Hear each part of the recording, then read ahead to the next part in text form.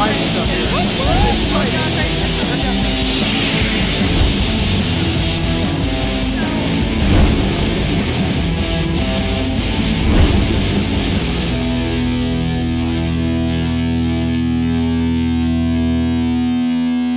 I'm Jeff.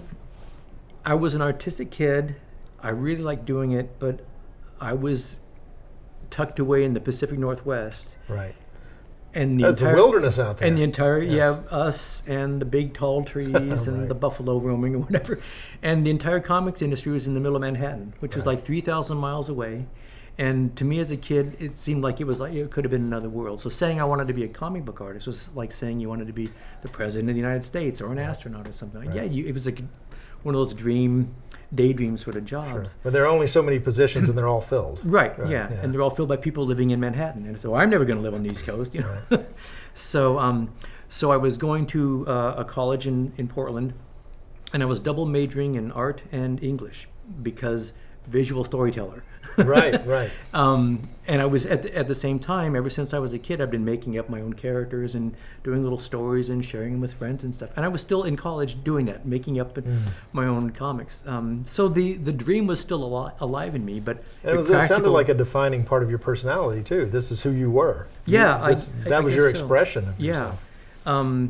But the idea about how to get from liking it Right. to finding a way to making a job or career out of it, Right. that I didn't have that that kind of important missing. Sure. There's step. quite a chasm between that thought and that reality that you have to cross. So I'd spent a couple years at college in my double major thinking, I love the collegiate life. I love, reading poems and dissecting them and painting things. And I thought I'm going to graduate in a couple of years and I'll starve to death because I have no employable skills. Oh, right.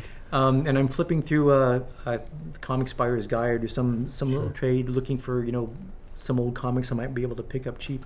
And I saw an ad for the Kubert School. And I said, that might be my way to survive. So I scraped together a portfolio of stuff and sent it off.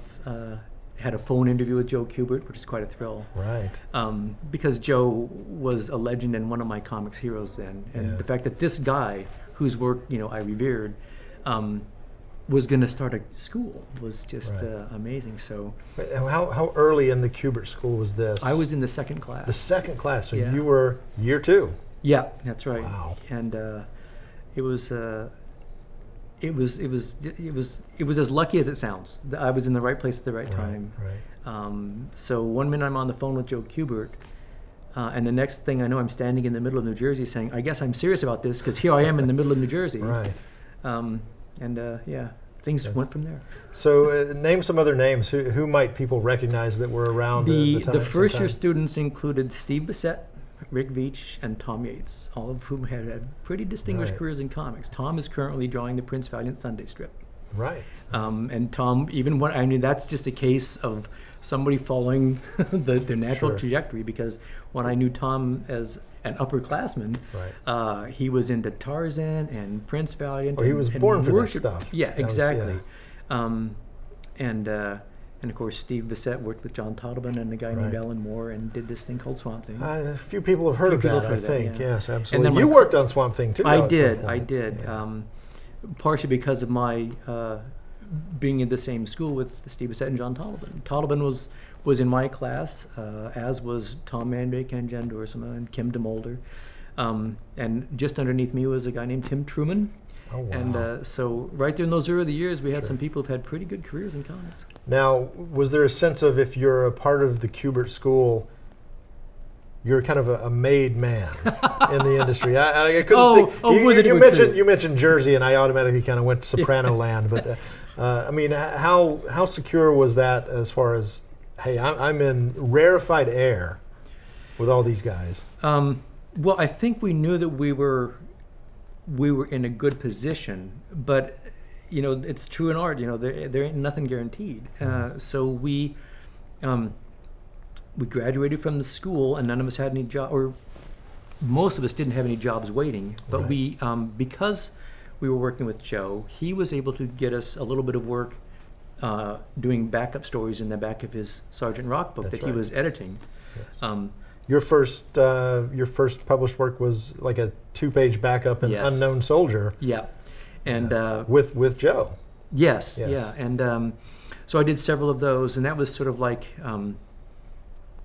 I'd almost say finishing school. The first when I went to the Cubit School, it was a 2-year program. It's now a 3-year program, and those 2 years they were just they meaning Joe and the other instructors, none of whom were trained, really experienced instructors. They Right. were professional working commercial artists.